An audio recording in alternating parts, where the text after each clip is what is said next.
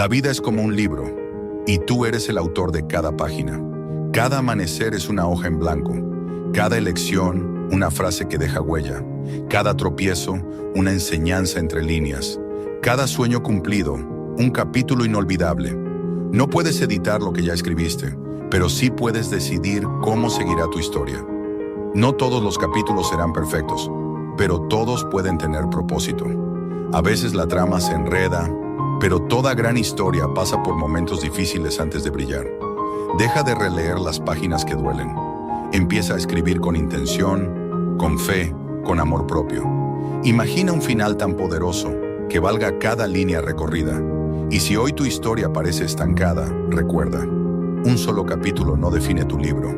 Tú aún tienes mucho por escribir. Toma la pluma con firmeza. Haz que tu historia sea tan auténtica que inspire a otros a escribir la suya. No te olvides de suscribirte.